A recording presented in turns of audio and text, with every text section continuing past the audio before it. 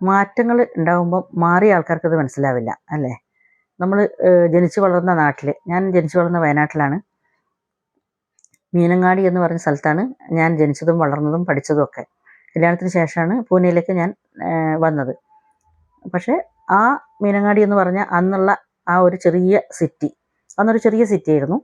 ആ സിറ്റി ഇന്ന് വളർന്ന് വലുതായി വളർന്ന് പന്തലിച്ച് വലിയൊരു ടൗണായി മാറി. ഒരുപാട് കടകളും ഒരുപാട് സൗകര്യങ്ങളും ഒക്കെയുള്ള, നമുക്ക് കണ്ടാൽ ആ അന്നത്തെ എൻ്റെ ആ ജന്മസ്ഥലമാണെന്ന് ആരും വിശ്വസിക്കില്ല. അതിനുശേഷം ഞങ്ങൾ വർഷത്തിൽ എല്ലാ വർഷവും പോയി വരുമ്പോൾ കാണുന്നത് കൊണ്ട് ആ വരുന്ന വ്യത്യാസങ്ങൾ വർഷത്തിൽ ഞാൻ അറിയുന്നുണ്ട് എന്നല്ലാതെ, അന്ന് പോയിട്ട് പിന്നെ ഇതുവരെയും വന്നിട്ടില്ലാത്ത ഈ 10, 30, 40 വർഷങ്ങൾക്ക് ശേഷം ആദ്യമായിട്ടൊരാൾ വരികയാണെങ്കിൽ അവർക്കത് വിശ്വസിക്കാൻ പറ്റില്ല. അത്രമാത്രം വ്യത്യാസങ്ങൾ നമ്മളുടെ നാട്ടിൽ, നമ്മളുടെ ജനിച്ച വില്ലേജിൽ സംഭവിച്ചിട്ടുണ്ട്. പക്ഷേ അവിടെ വിട്ടുപോകാത്ത, അവിടെ തന്നെ താമസിച്ചുകൊണ്ടിരിക്കുന്ന ആളുകൾക്ക് ആ വ്യത്യാസം മനസ്സിലാവില്ല. കാരണം അവരതെന്നും കണ്ടുകൊണ്ടിരിക്കുകയാണല്ലോ. ഓരോരോ ചെറിയ ചെറിയ വ്യത്യാസങ്ങൾ ഉണ്ടാകുന്നത് അവർക്ക് മനസ്സിലാവില്ല. നമ്മൾ പറയും, അയ്യോ ഇത് ഭയങ്കരമായിട്ട് വ്യത്യാസമായിപ്പോയി, മാറിപ്പോയി എന്നൊക്കെ പറയുമ്പോൾ അങ്ങനെയൊന്നും വ്യത്യാസം വന്നിട്ടില്ല, പണ്ടത്തെ പോലെ തന്നെ അല്ലേ എന്നാണ് അവർക്ക് തോന്നുക. കാരണം എന്തുകൊണ്ടാണ്, അവരവിടെ തന്നെ എപ്പോഴും ഉള്ളതുകൊണ്ട് അവർ ഈ വ്യത്യാസങ്ങൾ അവർക്ക് മനസ്സിലാവില്ല.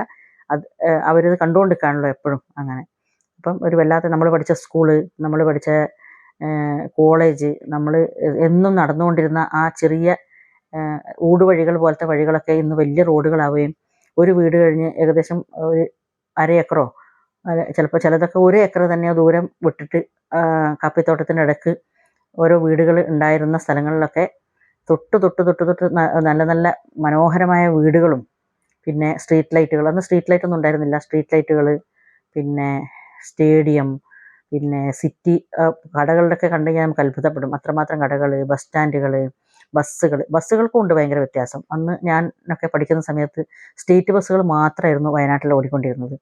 ചുവന്നതും മഞ്ഞയും കളറുള്ള അങ്ങനത്തെ ആ സ്റ്റേറ്റ് ബസ് ഉണ്ടല്ലോ, ആ ഒരു സ്റ്റേറ്റ് ബസ്സുകൾ മാത്രമാണ് വയനാട്ടിലുണ്ടായിരുന്നത്. അപ്പോൾ അതുകൊണ്ട് തന്നെ ബസ്സുകളുടെ എണ്ണവും കുറവായിരുന്നു. പിന്നെ ഞങ്ങൾക്കൊക്കെ കോളേജിലൊക്കെ പോകുകയാണെങ്കിൽ വെയിറ്റ് ചെയ്ത് ആ ബസ്സിൽ കയറി പോകും, തിരിച്ചു വരുമ്പോൾ അങ്ങനെ സ്റ്റേറ്റ് ബസ്സുകൾ മാത്രം. പ്രൈവറ്റ് ബസ് എന്ന് പറഞ്ഞ കാര്യം വയനാട്ടിലുണ്ടായിരുന്നില്ല. പിന്നെ ഇപ്പം ഞങ്ങൾ ചെന്ന് നോക്കുമ്പോൾ ബസ്സുകളുടെ ഒരു ബഹളം എന്ന് പറഞ്ഞാൽ സെക്കൻഡ് വിട്ടെന്ന് പറഞ്ഞ പോലെ ബസ്സുകൾ, അതും ചെറിയ മിനി ബസ്സുകൾ നിറച്ചും, ഓരോ ബസ്സുകൾ വരുന്നു, ഓരോ ആളുകൾ കയറുന്നു പോകുന്നു, അടുത്ത ബസ് വരുന്നു കയറി പോകുന്നു. ഒരിക്കലും ആളുകൾക്ക് ബസ്സിന് വേണ്ടി വെയിറ്റ് ചെയ്യേണ്ട ഒരവസ്ഥ വരുന്നേ ഇല്ല. ഏത് ഡയറക്ഷനിലേക്ക്, ഏത് സ്ഥലത്തേക്ക് വേണമെങ്കിലും ബസ്സുകൾ ഇങ്ങനെ 2 മിനിറ്റ് വിട്ടിട്ട് ബസ്സുകളുടെ ഒരു ബഹളമാണ്. അത്രമാത്രം ബസ്സുകൾ ഓടുന്നു. അതുപോലെ ഓട്ടോറിക്ഷകൾ, ഞങ്ങളുടെയൊക്കെ ചെറുപ്പകാലത്ത് കേട്ടോ, ഞങ്ങളൊക്കെ ഏകദേശം കല്യാണം കഴിഞ്ഞ് വരുന്ന സമയത്താകുമ്പോഴത്തേക്കൊക്കെ ഓട്ടോറിക്ഷ വന്നിട്ടുണ്ടായിരുന്നു. വയനാട് ഒരു കുന്നിൻ്റെ മുകളിലുള്ള, ചുരത്തിൻ്റെ മുകളിലുള്ള സ്ഥലമായതുകൊണ്ടായിരിക്കും അവിടെ ഓട്ടോറിക്ഷ ഉണ്ടായിരുന്നില്ല അന്ന്. അപ്പോൾ നമ്മൾ ആളുകൾക്കൊക്കെ എവിടെയെങ്കിലും പോകണമെങ്കിൽ ജീപ്പിലൊക്കെ ആയിരുന്നു അന്ന് സഞ്ചരിച്ചിരുന്നത്. വയനാട് ഒരു കുന്നിൻ പ്രദേശമായതുകൊണ്ട് ജീപ്പിനായിരുന്നു കൂടുതൽ സൗകര്യം യാത്ര ചെയ്യാൻ. അപ്പോൾ ഒരു ജീപ്പൊക്കെ ഇങ്ങനെ വിളിക്കും, ടാക്സി വിളിക്കുന്ന പോലെ വിളിക്കും, ആ പേര് വിളിച്ചിട്ട് ആളുകൾ കുത്തി നിറച്ച് കയറ്റിയിട്ട് ജീപ്പിലായിരുന്നു അങ്ങനെ ബസ്സില്ലാത്ത സ്ഥലങ്ങളിലേക്കൊക്കെ കോളേജിൽ വരുന്ന കുട്ടികളും അല്ലാത്തവരൊക്കെ കയറിപ്പോയിരുന്നത്. പിന്നെ ഓട്ടോറിക്ഷ വന്നു തുടങ്ങി. അപ്പം 1-2 ഓട്ടോറിക്ഷ വന്നു. പിന്നെ അങ്ങനെ വന്ന് ഇപ്പം ഓട്ടോറിക്ഷ കൊണ്ട് സിറ്റിയൊക്കെ അങ്ങ് നിറഞ്ഞിരിക്കുകയാണ്. അതുപോലെ തന്നെ ഇന്നിപ്പോൾ കാറില്ലാത്ത ആൾക്കാരില്ലല്ലോ.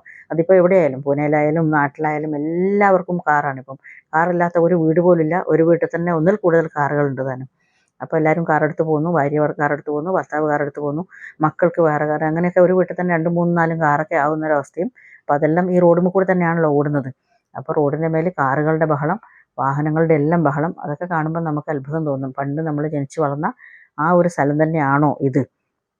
എന്തുമാത്രം വ്യത്യാസമാണ് ഈ സ്ഥലങ്ങൾക്ക് വന്നത് എന്ന് നമ്മൾ അത്ഭുതത്തോടെ നമ്മൾ കാണുമ്പോഴും, അവിടെ തന്നെ ജനിച്ച് വളർന്ന് ഈ പ്രായം വരെയും അവിടെ തന്നെ ജീവിച്ചവർ, അവിടെ തന്നെ ജോലി കിട്ടി, അല്ലെങ്കിൽ അവിടെ തന്നെ കൃഷി ചെയ്ത്, അല്ലെങ്കിൽ അവിടെ തന്നെ ആ സ്ഥലത്ത് തന്നെ ജീവിച്ചവർക്ക് വലിയൊരു വ്യത്യാസം വന്നിട്ടില്ലല്ലോ എന്നായിരിക്കും അവർക്ക് ഉണ്ടാകുന്ന ചിന്ത.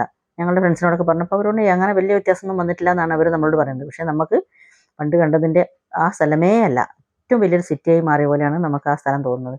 അത്രയും വ്യത്യാസങ്ങൾ വരുമ്പോൾ നമുക്ക് ആ പണ്ടുണ്ടായിരുന്ന ആ ഒരു ചിത്രം മനസ്സിൽ മാത്രമാണ്. ആ റോഡുകളും ആ വഴികളും ആ സ്കൂളും ആ ബിൽഡിങ്ങും ഒക്കെ നമുക്ക് ആലോചിച്ചെടുക്കണമെങ്കിൽ നമ്മൾ കണ്ണടച്ച് ആലോചിക്കുമ്പോൾ നമുക്ക് ശരിക്കും കൃത്യമായിട്ട് ആ വഴിയും കാര്യങ്ങളും കിട്ടും. പക്ഷേ കണ്ണ് തുറന്ന് നോക്കുമ്പോൾ പണ്ടത്തെ ആ സ്ഥലമേ അല്ലാതെ, അങ്ങനെ ഒരു അനുഭവം നമുക്ക് പണ്ടത്തെ സ്കൂളും നമ്മളുടെ വഴികളൊക്കെ കാണുമ്പം പെട്ടു. ഇപ്രാവശ്യം നാട്ടിൽ പോയിട്ടുണ്ടായിരുന്നു ഒരു 10 ദിവസം.